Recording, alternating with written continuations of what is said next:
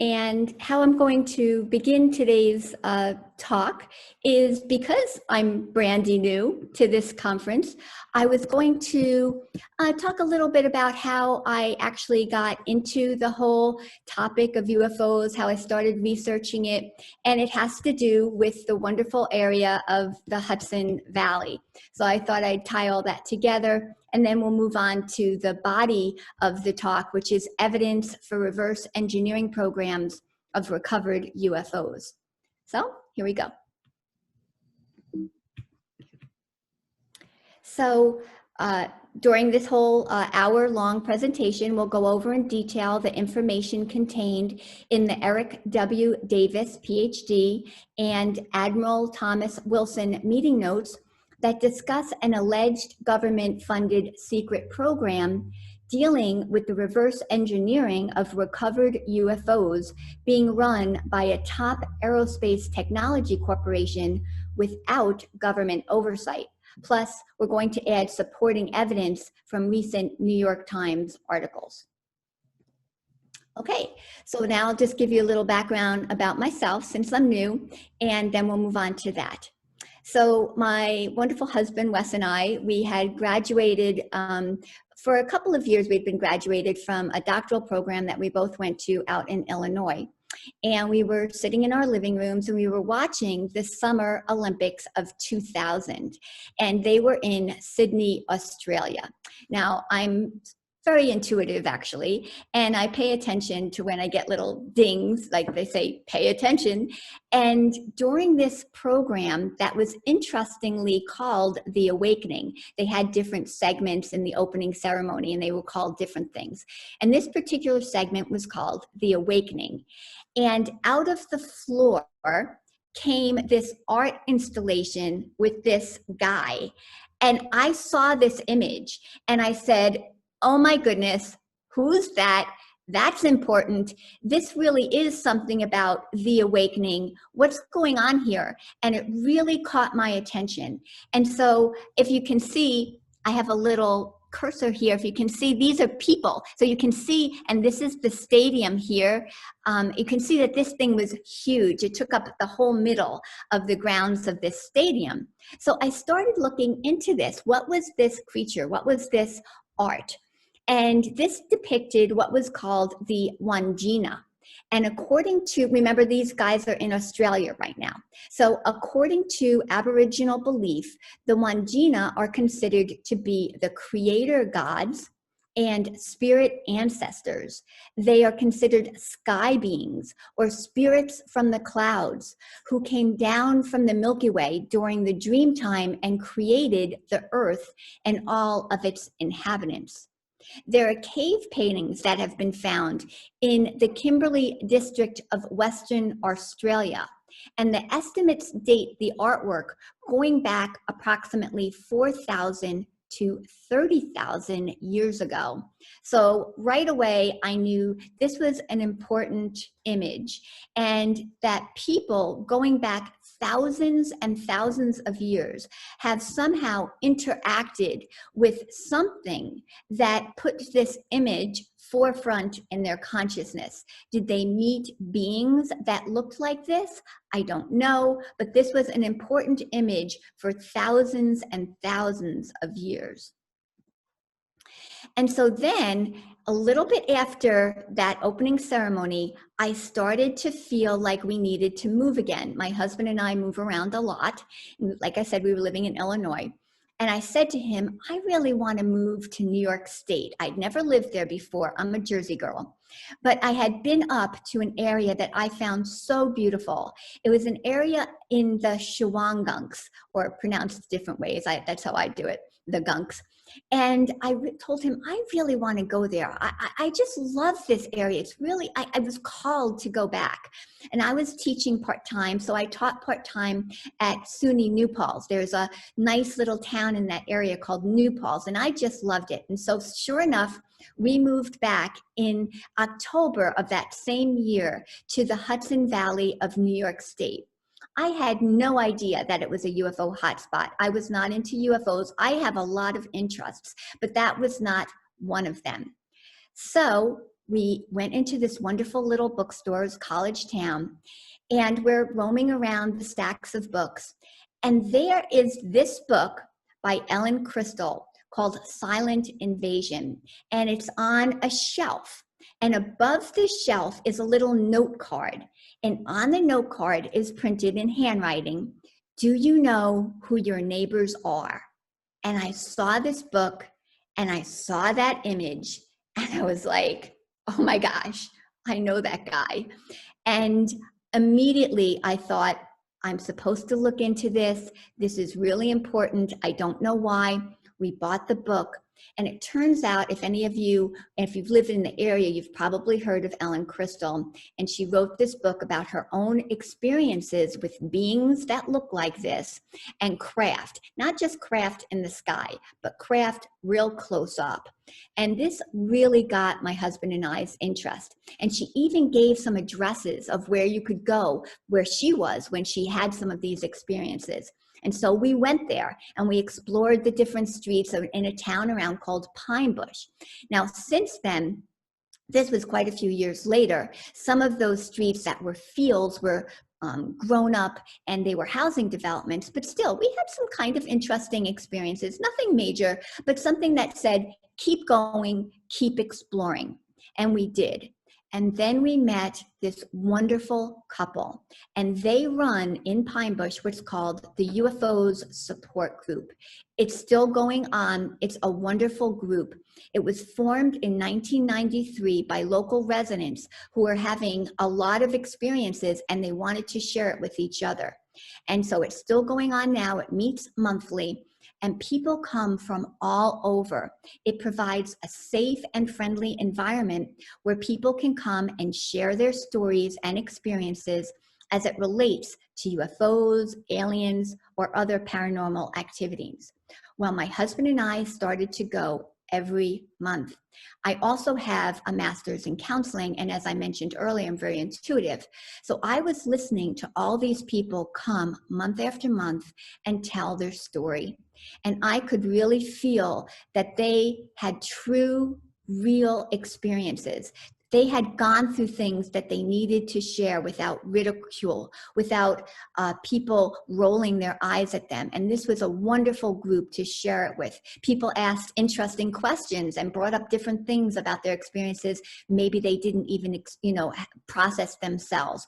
It was really healing. And it was wonderful for me because month after month, knowing that these people were going through something. Now, we don't know exactly why and how it all works, but I knew for sure that the phenomena was real. Something is going on. There was no doubt in my mind after years of attending this group. My husband and I also researched it by going to conferences, reading a zillion more books, and doing other research as well. But this really began my interest in the UFO phenomena. It was so important to me. And then we moved again. We moved out of New York State. We actually moved to Ohio. We raised some sheep and some chickens. We moved back to Pennsylvania, and that's where we're living now. We're looking into moving again. But anyway, I went into a lot of other of my interests. I teach on many different subjects. But while we were here in Pennsylvania, December 16th, 2017, something else happened that said, ding, ding, ding, pay attention. And because of this, I got back into looking into what is going on now within the topic of UFOs. So on December 16th, 2017, the New York Times, Politico, and the Washington Post, all on the same day, sort of coordinated, published news stories about the Pentagon's Advanced Aerospace Threat Identification Program, which studied unidentified aerial phenomena known as UAPs, which is what the government is now calling UFOs. These UAPs were seen by pilots and other military personnel and appeared vastly more advanced than any technology currently known to man. The UAPs maneuvered so unusually and so fast that they defied the currently understood laws of physics. And I say that as currently understood. That's important. Just because they defied the known laws of physics just doesn't mean they're not real. It means we have a lot to learn, okay? So, Luis Elizondo led the Pentagon's secret advanced aerospace threat identification program up until October of 2017, when he resigned his position to protest what he characterized as excessive secrecy and internal opposition to the program. He is now a part of the team at To the Stars Academy of Arts and Science. They're doing a lot to get this information out to the public. They're really great. In an interview on CNN's Erin Burnett Out Front, Luis Elizondo said, quote, "My personal belief is that there is very compelling evidence that we may not be alone." Well, again, this piqued my interest. It got me back into looking into what's currently going on. And that brings us to the main topic for today, the Eric W. Davis, Ph.D., and Admiral Thomas Wilson meeting notes. I'm going to explain all of this to you, and we'll take it step by step. I'll help you understand who these people are, why they're important, and as much as I can to let you understand why these notes are really important. So let's first talk about the two main people that I'm going to be talking about, Eric Davis and Admiral Wilson, okay? So there's a picture of Eric W. Davis, PhD. He currently works for the Aerospace Corporation, which is a defense contractor.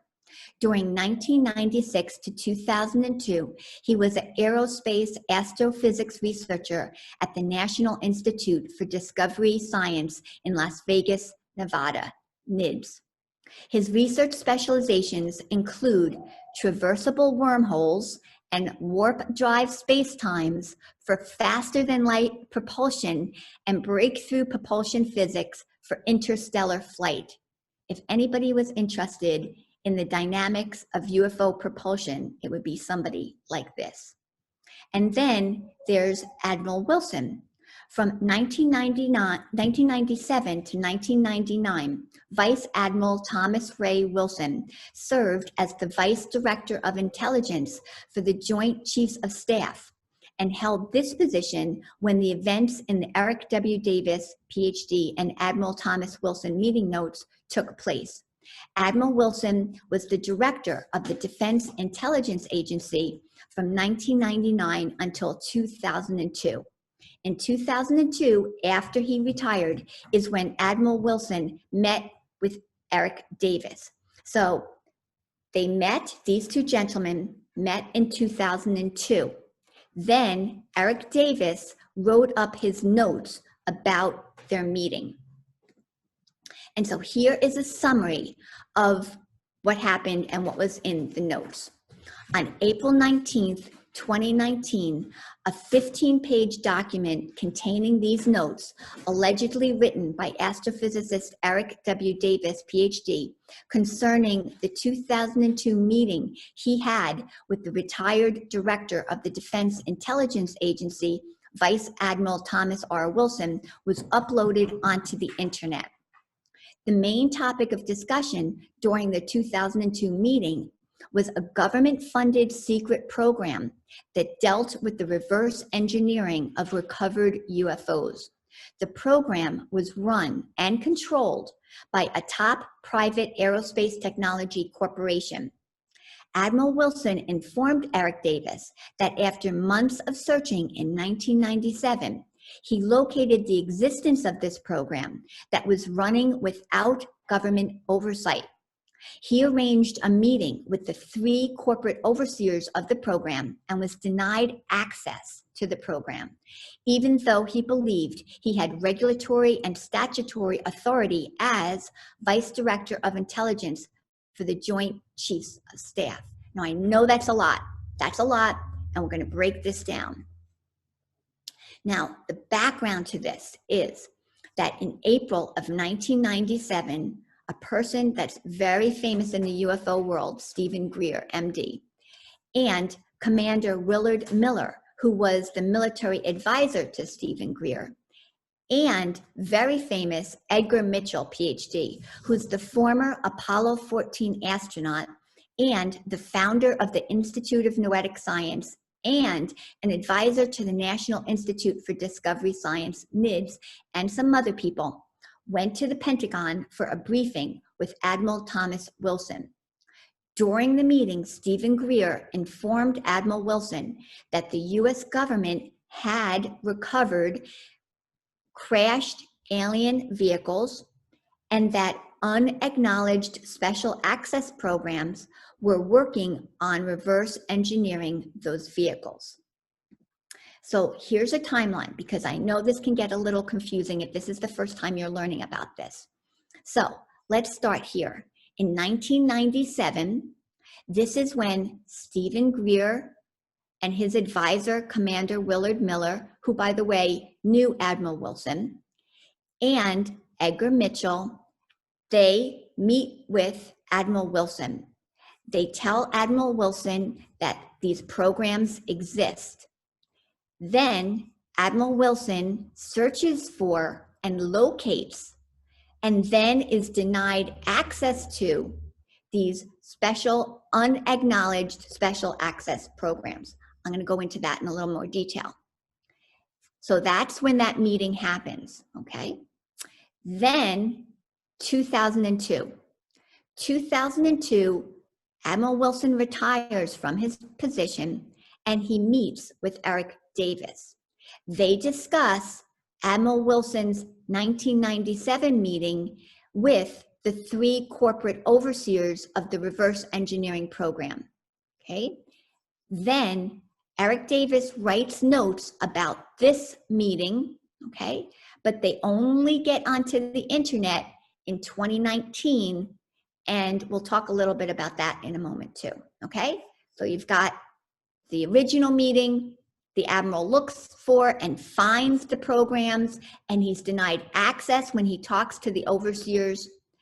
He then retires as the director of the Defense Intelligence Agency, and he meets with Eric Davis. Eric Davis writes up what he tells him, and then these notes are placed on the internet in 2019. Okay, so now let's look at the information from the actual notes. So after the 1997 meeting with Stephen Greer and Commander Willard Miller and Edgar Mitchell and others, Admiral Wilson began to search for the hidden reverse engineering programs that he was just told existed. He received suggestions on where to look from General M. Ward, who we think is likely to be General H. Marshall Ward, who was soon to become, in 1998, the Director of Special Programs for the Office of the Undersecretary of Defense for Acquisition and Technology, and the former, and he recently left his position at that time in 1997, Secretary of Defense William Perry. These are important people. They are holding important positions, okay? So he's talking to them. After about 45 days, Admiral Wilson successfully tracks down some of these special access programs in the files of the Office of the Undersecretary of Defense for Acquisition and Technology. Okay, so we think this guy was the director of that program. Okay, so this is his group here. According to Admiral Wilson, these programs were a part of unacknowledged carve-outs, waived special access programs. So they weren't just special access programs. They were even more hidden. They were unacknowledged special access programs, hidden, hidden, hidden. And they were buried or covered by conventional special access programs. So, but Admiral Wilson found some. And so he called the program managers. 3 of the programs said they weren't what he was looking for. 4 programs referred him to one particular unacknowledged special access program. So Admiral Wilson then called that one particular unacknowledged special access program. He told them he wanted to know about their crashed UFO program and what their role in it was and what they had. They were surprised and very agitated by his inquiry. He set up an in-person meeting with the program director, the corporate attorney, and the security director, and he flew out to meet with them in mid-June. During the meeting, They told Admiral Wilson that they were nearly outed years before because an audit investigation had led to them.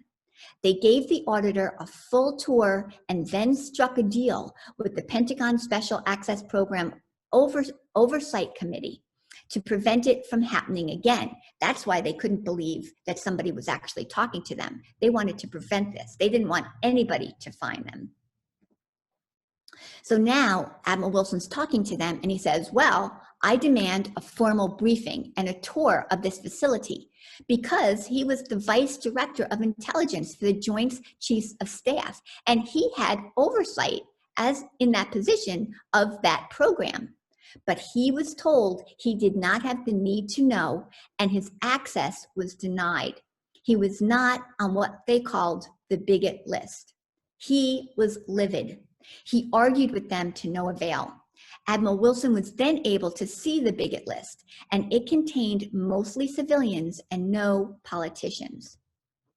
And this is a screenshot from the actual notes. These are the actual notes that were up on the internet. This is a screenshot. So I'm going to read this to you now. I put this TW here. This means Thomas Wilson. So this is the Admiral talking right now.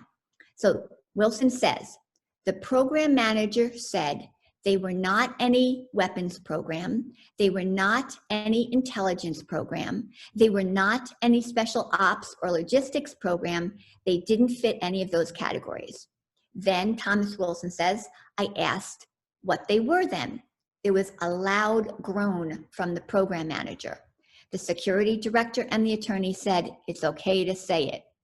Eric Davis, this is Eric Davis. Now remember, Eric Davis is writing the notes. He's talking to Thomas Wilson. So Eric Davis says, say what? And Admiral Wilson says, they were a reverse engineering program, something recovered years ago in the past. Technological hardware was recovered. So I, Admiral Wilson, thought they meant recovered Soviet, Chinese, etc. hardware and reverse engineering it like a missile or an Intel platform or aircraft. Actually came to the meeting expecting to find a sensitive foreign collection and reverse engineering operation. Thought UFOs was being used as a cover for that. So I said that, and they said they weren't that either. They had, now this is the program manager talking, a craft, an intact craft they believed could fly through space, air, water dimension, unclear. Was it from overseas? Said no, could not be, not possible. Why, I asked, where did it come from? The program manager said they didn't know where it was from, but they had some ideas on this. It was technology that was not of this earth, not made by man, not by human hands. Now, I underlined this in red. This is going to be an important phraseology that we're going to see repeat itself in some New York Times articles we're going to talk about a little later. So again, this is back to the program manager. They said they were trying to understand and exploit the technology. Their program was going on for years and years with very slow progress, agonizingly slow, with little or no success. Painful lack of collaboration to get help from the outside community of experts and facilities to assist effort. They must remain isolated and use their own facilities and cleared personnel. It was a tough environment to work in. About 400 to 800 people were on the bigot list, and these people varied in number with funding or personnel changes.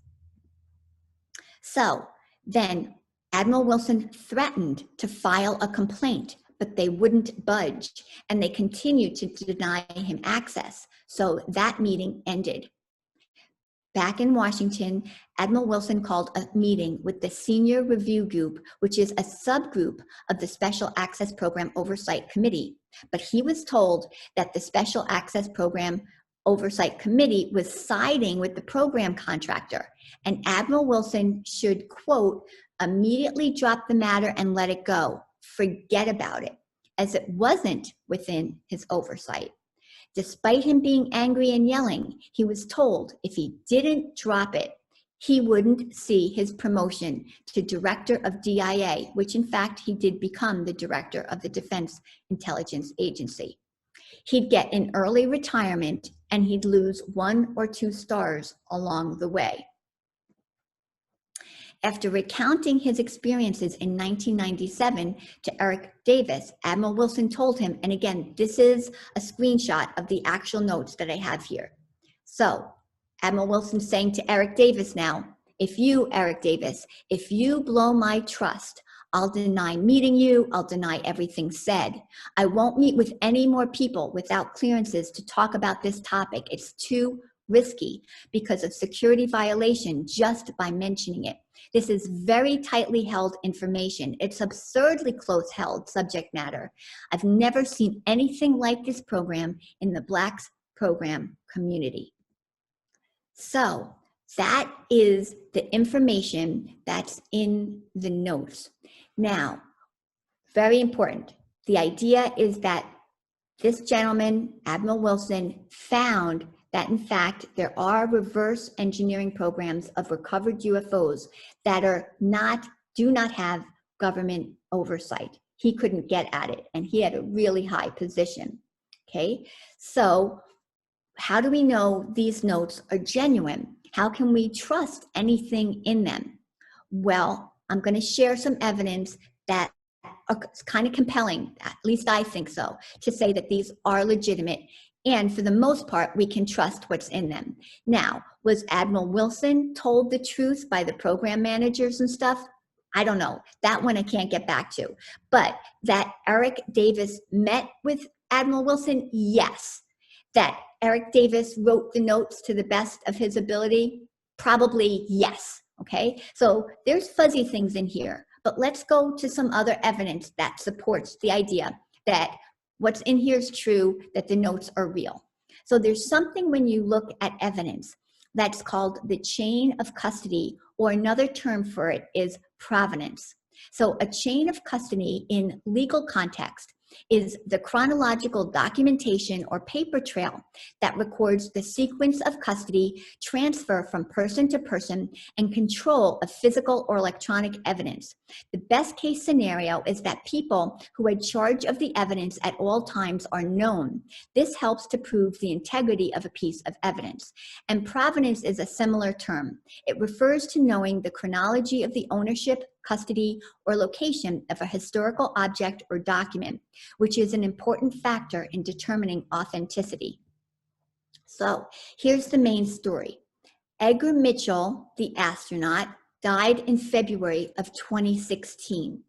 At some point after that, a family friend came to Edgar Mitchell's residence, and Edgar Mitchell's family did not know what to do with a whole bunch of his papers. They weren't really into the whole UFO thing. You know, Edgar Mitchell was a NASA astronaut. That's what they were proud of. This other stuff, they weren't much into. So this family friend took a bunch of documents, but he wasn't into the whole UFO thing either. But he had a friend who he thought was. That friend was James Rigney. James Rigney lived in Australia. So the friend contacts James Rigney and says, I've got these documents. They are mentioning some types of UFO people and stuff. I don't know what it is. Would you like to take a look at it, out of it? And James Rigney says, yeah, I'll look at it. So he comes to the United States and he recognizes that some of these things seem kind of important. So he makes some copies and he takes them back with him to Australia. But he doesn't know the names of all these people. He doesn't know who they are. So he spends a whole bunch of time looking at them, doing research, looking at them. Okay.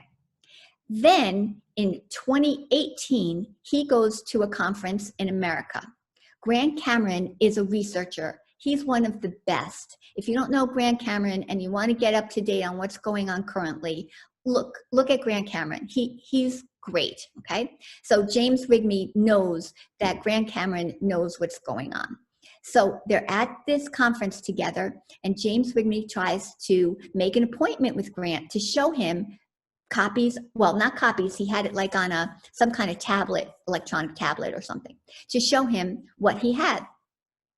So he couldn't find him, and then it's the end of the conference, and there James Rigby is walking through the hallway, and there's Grant Cameron standing there with his bags about to leave. James Rigby goes, I have these notes. I want to show them to you. I think they're really important.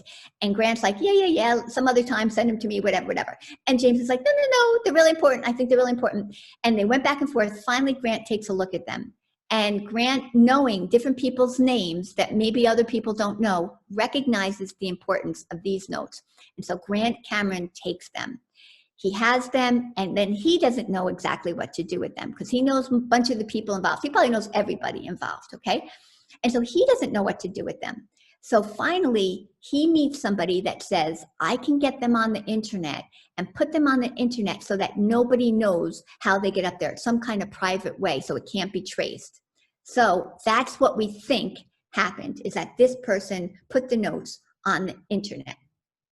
Now, why is the estate of Edgar Mitchell important in looking at the chain of custody? Well, Eric Davis and Edgar Mitchell were colleagues and members of NIDS. What was NIDS? The NIDS is the National Institute for Discovery Science. It was a research organization based in Las Vegas, Nevada, and it was created by the real estate developer Robert Bigelow to scientifically study paranormal phenomena. It operated from 1995 to 2004. So we're hypothesizing that Eric Davis wrote his notes from his meeting with Admiral Wilson to share with his colleagues at NIDS, because here he is, he's on the staff of NIDS during this time period. Here's the president, Robert Bigelow's mentioned up here. And on the scientific advisory board at the same time is Edgar Mitchell. If you look down this list, you'll see some other names that you might recognize. Jacques Vallée is a big guy, and I won't go into that. Harold Putoff's very important right now. So there's other people on the scientific advisory board at this time. So the hypothesis is Eric Davis spoke with Admiral Wilson to find out about these programs of reverse engineering, because he's doing similar work. He's working on propulsion. He's working on similar type things, and they want to know what else is going on, who has what. And so Eric Davis writes his notes, and he probably shares them with a bunch of the people on his colleagues at NIDS, including Edgar Mitchell. And again, who's Edgar Mitchell? Well, he's a United States Apollo 14 astronaut and was the 6th person to walk on the moon. Upon his return trip back to Earth, he had a transformative experience of universal connectedness, a samadhi experience, which led him to establish the Institute of Noetic Sciences in 1973 to research consciousness. He also had an interest in UFOs because he grew up near Roswell, New Mexico, unbelievably. And so he heard from many local residents about their experience with the Roswell UFO crash. So he knew, he didn't see the crash, but he heard from these, we called old timers, who were friends of the family, who he knew, they knew him. And he heard all these stories about the authenticity that there really was a crash in Roswell, New Mexico. So now he's on the scientific advisory board of Robert Bigelow's NIDS. And I have a great video here that I'm going to play where he confirms that he met with an admiral. He doesn't say Admiral Wilson, but wait till you hear about the whole story. It really echoes the information that were in the notes. Here's the video. You might want to adjust your sound. I'm not sure if this is going to be louder or softer than me speaking. Okay, here we go. With another naval officer, Commander Will Miller from over in the Tampa area, and Dr. Stephen Greer. We were at a disclosure conference in Washington, D.C., and we got an appointment to with the chief of the Intelligence Committee of the Joint Chiefs of Staff at the Pentagon. And we told them our respective stories. And the admiral that was in charge of the committee, there was about several officers there, I don't remember how many, half a dozen, besides ourselves, said, I don't know about that, but I will get back to you. And he didn't get back to me personally. He got back to Dr. Greer very shortly and said, what you told us is real. There was alien visitation. And Now, that same person has subsequently denied he said that.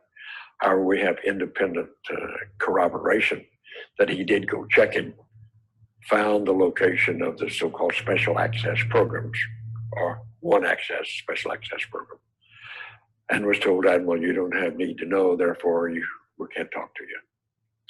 So that's the same fate that we know that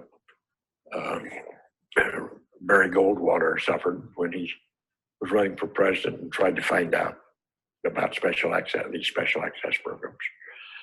And Walter Webster Hubbell, Bill Clinton's emissary, whom he sent to find out about it, suffered the same fate. You can't know about this.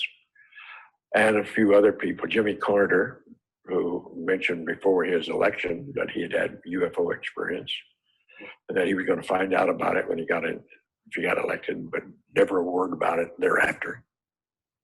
Okay, so that's pretty interesting. So let's go back to the timeline now. So Edgar Mitchell meets with Admiral Wilson, with Stephen Greer, Willard Miller, and Admiral Wilson locates the program, but he's denied access. He tells Eric Davis this in 2002. He writes up his notes. Then he dies. James Rigby gets the notes, and then he gives them to Grant Cameron, and then the notes are placed on the internet. And right now, I'm going to talk about these July 2020, very recent New York Times articles, and the Department of Defense Unidentified Aerial Phenomena Task Force that was just recently announced. And this is, again, more evidence to suggest that what's in these notes is actually accurate. So let's look at July 23rd and July 28th New York Times articles. Okay. So the first one, July 23rd, written by Ralph Blumenthal and Leslie Kane. Okay. So I edited this now. This is not the full article. I edited it to shorten it just a little bit.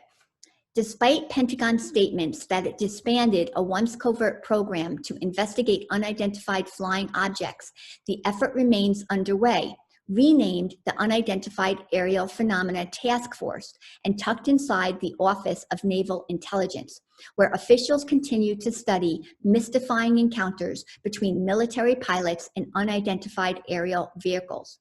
A Senate committee report outlining spending on the nation's intelligence agencies for the coming year said the program, the Unidentified Aerial Phenomena Task Force, was to, quote, standardize a collection and reporting on sightings of unexplained aerial vehicles, and was to report at least some of its findings to the public within 180 days after passage of the Intelligence Authorization Act. In 2017, the New York Times disclosed the existence of the Advanced Aerospace Threat Identification Program. The program was begun in 2007 under the Defense Intelligence Agency and was then placed within the Office of the Undersecretary of Defense for Intelligence, which remains responsible for its oversight. But its coordination with the intelligence community will be carried out by the Office of Naval Intelligence as described in the Senate budget bill. The Pentagon's program previous director, Luis Elizondo, a former military intelligence official who resigned in October 2017 after 10 years with the program, is among a small group of former government officials and scientists with security clearances who, without presenting physical proof, say, and I bolded this, they are convinced that objects of undetermined origin have crashed on Earth with materials retrieved for study. Mr. Reid, the former Democratic senator from Nevada, who pushed for funding of the earlier UFO program when he was the majority leader, said he believed that crashes of objects of unknown origin may have occurred and that retrieved materials should be studied. Now, what I have in red here is the original article. After about a day, the New York Times edited their own article and changed the quote to what I just read. But the original piece reads like this. This is the original piece. Mr. Reid, the former Democratic senator from Nevada, who pushed for funding the earlier UFO program when he was the majority leader, said he believed that crashes of vehicles from other worlds had occurred and that retrieved materials had been studied, secretly for decades, often by aerospace companies under government contracts. Okay, so after looking into this, I came to the conclusion that there were reports, some were substantive, some not so substantive, that they were actual materials that the government and the private sector had in their possession, Mr. Reed said in an interview. So now we're going to talk about Eric Davis, who is in the New York Times article. This is the writer of the notes. Eric W. Davis, an astrophysicist who worked as a subcontractor and then a consultant for the Pentagon's UFO program since 2007, said that in some cases, examination of the materials had so far failed to determine their source and led him to conclude we couldn't make it ourselves. Mr. Davis, who now works for Aerospace Corporation, a defense contractor, said he gave a classified briefing to a Defense Department agency as recently as March about retrievals from off-world vehicles not made on this earth, which is almost perfectly the same thing as what the notes say, off-world vehicles not made on this earth. And then the ending of this New York Times article, Mr. Reed said more should be made public to clarify what is known and what is not. Quote, it is extremely important that information about the discovery of physical materials or retrieved craft come out, he said. And here is the Department of Defense on August 14th had a press release, and they're saying that there really is now the establishment of an unidentified aerial phenomena task force.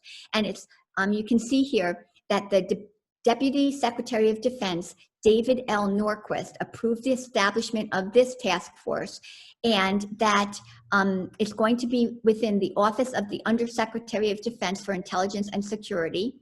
And it's going to try to coordinate, because part of the problem has been that the study of these things has been so secret, they call it stovepipes, that only certain people know certain things and they don't share the information, and that makes the studying it all the harder. And so supposedly people are going to start sharing, and some of this information is going to be more public in the near future. You know, we'll see if that happens, but they're being very public that they're going to study unidentified aerial phenomena now. It's a public thing, and that's UFOs. Okay, now after this article came out, Senator Harry Reid put out a tweet sort of disavowing some of what the reporters said that he said. And so Harry Reid said, I have no knowledge and I have never suggested the federal government or any entity has unidentified flying objects or debris from other worlds. I've consistently said we must stick to science, not fairy tales about little green men. But one of the authors replied to that, Leslie Keene, and she said, we don't understand why Senator Reid tweeted this. We stand by the reporting we have in our story on him. There's no question. He feels a need to pull back from it. Why he's doing it, we don't know. And back in April, before this story came out, Harry Reid tweeted this. I'm glad the Pentagon is finally releasing this footage, but it only scratches the surface of research and materials available. The U.S. needs to take a serious scientific look at this and any potential national security implications. The American people deserve to be informed. And here is an interview by the great George Knapp talking to Harry Reid, where he's sort of saying what the author said he said. So I'll play this for you too. And again, note that your loudness or softness might have to be modified. Well, has the U.S. government been hiding pieces from crashed UFOs? That's the question being asked because of a blockbuster story published in the New York Times. The Times acknowledged what our I-team has reported for the past few years, namely that a secret Pentagon study looking into UFOs is still underway after all. But the newspaper story drew a rebuke from one of the sources it quoted, former Nevada Senator Harry Reid. George Knapp has this exclusive story. You've said about you don't think it's little green men, and we had a lot of speculation about where these vehicles are from. They're far more advanced than anything known to us. Is it possible that there's no one who knows the ultimate answer? I think now, and the reason I'm so terribly interested in this is I don't think No one has the answers. Former Senate Majority Leader Harry Reid has spoken with us about UFO issues more times than with any other media organization on and off the record. And in each of those exchanges, we've asked about the persistent stories of crashed saucers, recovered materials, dark secrets, the same rumors that started with the famous Roswell incident in 1947 and which resurfaced in 1989 with our news reports about alleged alien technology stashed in the Nevada desert near Area 51s. I am interested in science. In previous statements, Reid has stressed that UFOs do not equate to aliens. His primary concern has been national security, specifically whether Russia or China might be ahead of us in mastering advanced technology. In 2009, Reid tried to create a special access program intended to interact with other secret programs that may or may not have additional evidence or materials related to the UFO mystery. One reason I did that is there's always this rumor, some people say that there are some public corporations that have materials that we should look at. Now, I wanted to make sure that that was valid or not valid, but I couldn't get, they wouldn't, Defense Department wouldn't approve it. What do you think of that? Do you think somebody's got pieces or a craft, or did you, and you ever? But I don't know, George. I don't know why they wouldn't want to put this to sleep. Unless there's something to it I don't understand, but that's what. Okay, so he tried to look into it too, and he couldn't get to the bottom of it either. So then the very last New York Times article, real quick, just again, more supporting evidence on July of 28. This is from the New York Times. They say, in our reporting, we focused on how the Department of Defense, the Office of Naval Intelligence, and members of 2 Senate committees are engaged with this topic. Current officials are now concerned about the potential threat represented by the very real advanced technological objects, how close they can come to our fighter jets, sometimes causing a near miss, and the risk that our adversaries may acquire the technology demonstrated by the objects before we do. Numerous associates of the Pentagon program with high security clearances and decades of involvement with official UFO investigations told us they were convinced such crashes have occurred based on their access to classified information, but the retrieved materials themselves and any data about them are completely off limits to anyone without clearances and a need to know. So that's, to me, a lot of evidence that there really are these programs, that there really is crashed material or just materials. There might even be actual craft. I didn't even talk about the whole Bob Lazar piece of the evidence where he said he actually worked on craft. So there's other information out there that if you're wanting to look into it, there's a lot of information out there that could really make you say, I think something looks like it's going on. And here's the thing, remember when I first started, I said, in the year 2000, it was an awakening. It was an awakening for me personally on the reality that there's something going on here that we don't understand. And now it's growing and growing. So I think there's an awakening of our culture and opening up. And scientists are getting on board more and more. We're looking at the nature of reality. We're questioning, do we have it right? Or is there something we don't even understand? I think there's something we don't even understand. And we've got to start asking the questions. And if you take this field of ufology, it's a great entryway into, there's something else going on. We've got to take a look at this and think about it in a way different way. It's an awakening. It's an opening up. So thank you. That's my presentation. Thank you so much, Kathleen. That was really eye-opening. I have not taken a look at those notes since they've come out. But now after your presentation and me being so into UFOs for last 40 years, these notes really vindicate what you were saying about the whole Bob Lazar Area 51 S4 reverse engineering program that he was a part of, that he stuck to his guns for the last 31 years. And this basically kind of just vindicates him. in my mind, and I think a lot of other folks' minds as well, that he has been telling the truth for a very, very long time. Yes. There's a great film out there, Ariello, called by Corbell, and it's Bob Lazar, Area 51 and Flying Saucers. And it's a great film, if you're into Bob Lazar, it really supports him. That's on Netflix, I believe. Jeremy Corbell's film, yes. Yeah. I have a question from James. It is a fact that the government and its programs, companies have UFO materials crashed and otherwise obtained. So far, the successfulness of the reverse engineering has been limited. Why would they keep it a secret anymore? Wouldn't we expect them to reverse engineer it? Do you have an answer for that? Because I may be able to answer that as well. Well, I think that's what's happening. It is coming out. I think that's what the To the Stars Academy of Arts and Science and those guys are trying to do. I think we're at a point where we do want to bring out the technology. And in order to bring out the technology, we've got to admit how we got it. And we want to make advances in our studying of gravity propulsion, different kind of propulsion systems, including anti-gravity. We're on the cusp of making some advancements there. I think that's why this is, the timing is good for this information to come out, because they actually want to make scientific advances right now, and they're going to need to fess up a little bit. I think that might be part of it.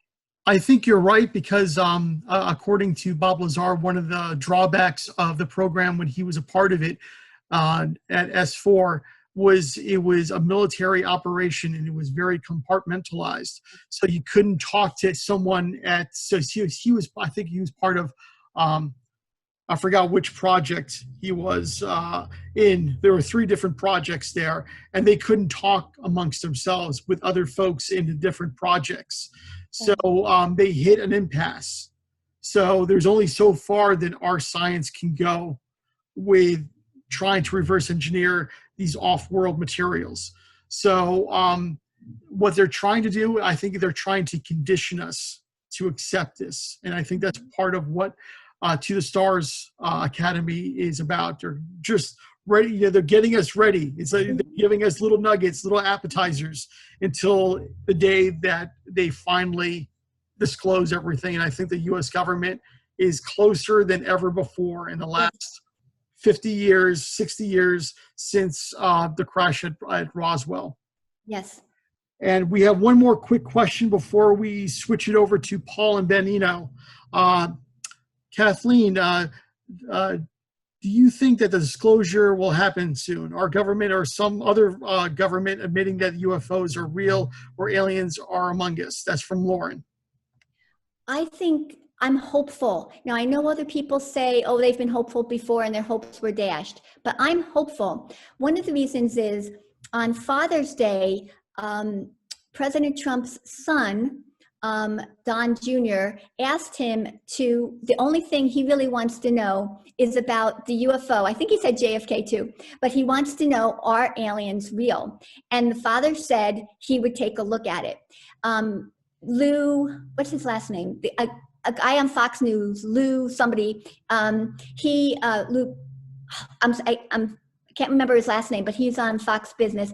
He asked the president about it. And then Maria Bartiromola, I can't pronounce her last name on Fox, she asked the president about it. And he keeps saying he's taking a look into it.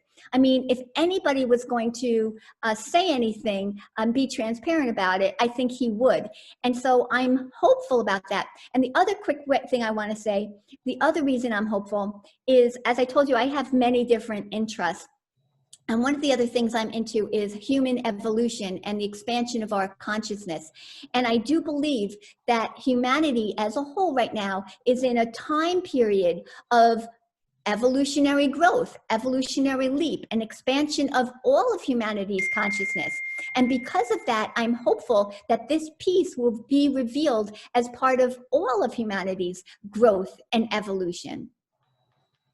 I believe so too. And I believe also that the president he says that, but he doesn't have access. He's a transitory figure, kind of like the same way with Clinton and President Jimmy Carter, they couldn't get access to that unless you're, say, like, George Bush Sr., who was director of the CIA, then you would know. But I think they made it a point of this program, these unacknowledged programs, that they are hidden from prominent politicians, including the presidency. That's right. That's what Harry Reid was saying. That's exactly what Harry Reid was saying. Okay. One quick one from Carl. Do you think other countries may have knowledge of UFOs that might release publicly? They actually have. I think France, maybe Brazil, Japan just created its own UFO study group very recently. And there has been other countries that have, the UK released some of its documentation. So there have been other countries already that have released some information. And again, I only know this from the History Channel's Unidentified, I think it is, where the To the Stars Academy guys, Luis Elizondo's going around, and he's talking to other countries, and he's trying to get, the information from the other countries out to the American public as well. Awesome. Thank you so much, Kathleen. Everyone does just take a minute or two to transition from Kathleen